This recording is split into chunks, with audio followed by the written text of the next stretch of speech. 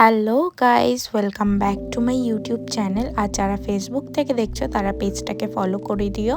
তো আজকে আমি তোমাদের সাথে শেয়ার করব একটা ডার্ক স্কিন টোনের মেকআপ লুক। হ্যাঁ, ঠিকই শুনেছো, ডার্ক স্কিন টোন। ওর স্কিন টোনটা কিন্তু ডার্ক ছিল, ডাস্কি না। তো এখানে আমি প্রথমে খুব ভালো করে ওর স্কিনটাকে ক্লিন করে নিয়েছি। তারপর আমি ইউজ করেছি বায়োটিকের টোনার, আর তার সঙ্গে ইউজ করেছি সেটাপিলের ময়শ্চারাইজার। আর এখানে আমি অনেকটা কম পরিমাণে ময়শ্চারাইজারটা ইউজ করেছি বিকজ অফ ওর স্কিনটা অলরেডি অয়েলি।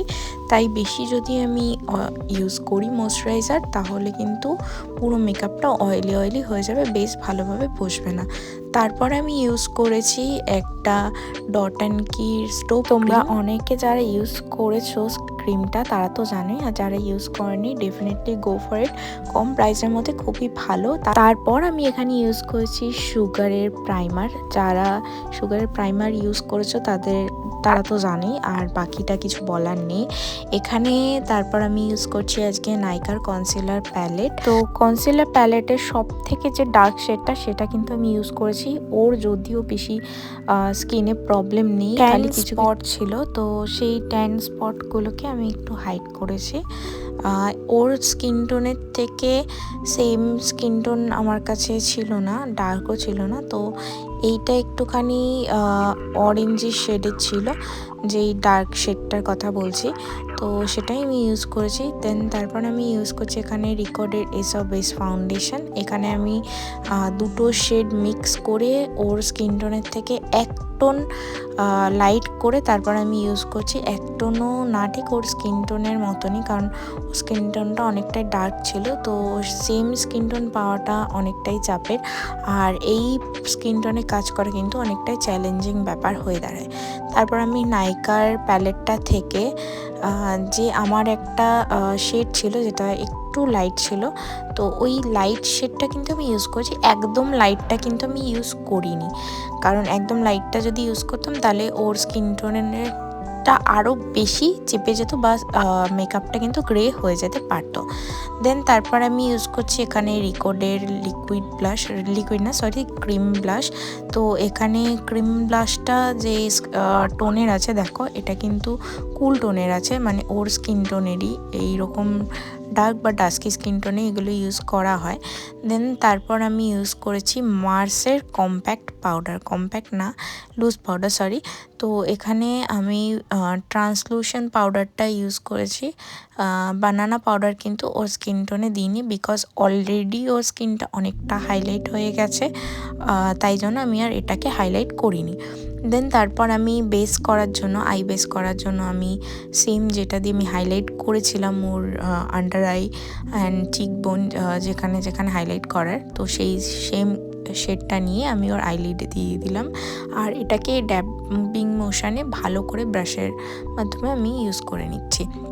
তারপর আমি ইউজ করেছি মার্সেলের লুজ পাউডার, যেটা আমি ওর বেস মেকআপ ফিক্স করার জন্য ইউজ করেছিলাম। তো সেম পাউডারটা আমি ইউজ করেছি। দেন তারপর আমি এখানে ইউজ করছি আই ম্যাজিকের প্রো প্যালেট। এখানে আমি সবার প্রথমে একটা লাইট শেড নিয়েছি, তারপর একটা অরেঞ্জিশ টাইপ অফ শেড নিয়েছি, তারপর আমি ইয়েলো শেড নিয়েছি। তো দেখো 2-3টেকে মিক্স করার পর কেমন একটা ব্রাউনিশ শেড চলে এসছে। আর হ্যাঁ, এটা কিন্তু আমি সি মোশনে ইউজ করছি, বিকজ ওর চোখের আইলিড কিন্তু সেরকম ছিল না, অনেকটাই ছোট চোখ ছিল। তো আমি ছোট চোখে কাজ করতে অনেকেরই প্রবলেম হয়ে থাকে, কি আই মেকআপ করবো বোঝা মুশকিল হয়ে যায়। তো দেখো, তারপর আমি ওর একটা অমব্রে লুক ক্রিয়েট করেছি, যেটা একটু ব্রাউন এবং একটু অরেঞ্জ আর ইয়েলো টোন দিয়ে একটা ব্রাউন টাইপের একটা টোন কিন্তু আমি ক্রিয়েট করেছি, যেটা কিন্তু হাফ আইতে ছিল, ফুল আইজে ছিল না। তারপর আমি আন্ডার আইতে ইউজ করেছি একটা ডার্ক রানি কালার, আর হচ্ছে একটু তার সঙ্গে ইয়েলো আর অরেঞ্জ মিক্স করে নিয়েছিলাম, বিকজ অফ যদি শুধু ডার্ক রানি কালারটা দিতাম তাহলে ওর শাড়ির সাথে একদমই ম্যাচ হতো না।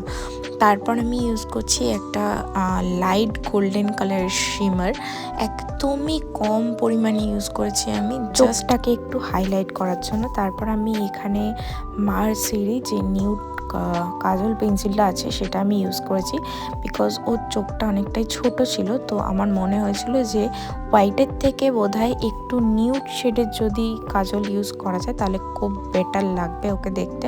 আর দেখো সত্যি তাই, চোখটা কিন্তু অনেকটাই বড় লাগছিল এটা ইউজ করার পরে। দেন আমি এখানে লাইনার তো আগেই পরিয়ে নিয়েছি, আর লাইনারটা কিন্তু পুরোটা পরাইনি। প্রথমে আমি জেল লাইনার দিয়ে পুরোটা পরিয়ে দেন সাইডের টুকুনি স্মাচ করেছিলাম। তারপর আমি এখানে লিকুইড লাইনার ইউজ করছি, নর্মাল 100 রুপিসের যে 110 সামথিং ল্যাকমির যে লাইনারটা আসে, তো সেটাই আমি হাফ চোখে ইউজ করেছিলাম। ইনার কর্নারটা হাইলাইট করেছি এটা দিয়ে, আর তার সঙ্গে কিন্তু একটুখানি মিডিল অবধি নিয়ে গেছি। ওর চোখে দেখো ওপরে অলরেডি কিন্তু লাইনার লেগে গিয়েছিলো, আর এটা কিন্তু আমি স্পুলির মাধ্যমে নিয়েছিলাম। তারপর আমি এখানে একটা মিস ক্লিয়ারের গ্লিটার ইউজ করেছি, আর খুবই হালকা পরিমাণে জাস্ট চোখটাকে হাইলাইট করার জন্য। আর এইটা ইউজ করতে করতে আবারও আমার সেম ওর চোখের ওপর লেগে গেছিলো দাগ, আর সেটাকে আমি পরে রিমুভ করে দিয়েছি যদিও। তারপর আমি এখানে ইউজ করছি মাস্কারা, আর এটা কিন্তু সুইস বিউটির মাস্কারা ছিল। কতটা গ্লো করছে তোমরা অলরেডি দেখতে পাচ্ছ। আর ওর কিন্তু স্কিনে প্রচণ্ড বেবি হেয়ার ছিল যেগুলো ও রিমুভ করেনি। আর এখানে আমি তারপর ইউজ করছি ব্লাশার, আর ব্লাশার কিন্তু সব থেকে যে দুটো ডার্ক শেড হয় আমি সেই দুটো ডার্ক শেডই ইউজ করেছি। আর এখানে আমি হালকা করে ওর নোজটাকে কন্ট্রোলিং করে দিচ্ছিলাম যাতে ওর নাকটা একটু উঁচু দেখায় আর সুন্দর লাগে ফেসটা। তারপর আমি ইউজ করছি এখানে আই ম্যাজিকের হাইলাইটার, আর হাইলাইটার দেওয়ার পর কিন্তু মেকআপটা আরও বেশি গ্লো করছিল। এখানে যে মাস্কারাটার কথা তোমাদেরকে বললাম, তো মাস্কারাটা কিন্তু খুবই ভালো, তোমরা কিন্তু কম বাজেটের মধ্যে ট্রাই করে দেখতে পারো। তারপর আমি একটা লাইট কালার লিপস্টিক নিয়েছি, আর এখানে লাইট লিপস্টিকের ওপর আমি একটুখানি যে একদম লাইট শেড সেটা ইউজ করেছিলাম। And this is the final look guys. তোমরা কমেন্ট করে জানিও তোমাদের লুকটা কেমন লাগলো। শাড়ি পরিয়েছি আমি, আর এখানে ওকে একটা বিন্দি পরিয়ে দিয়েছিলাম।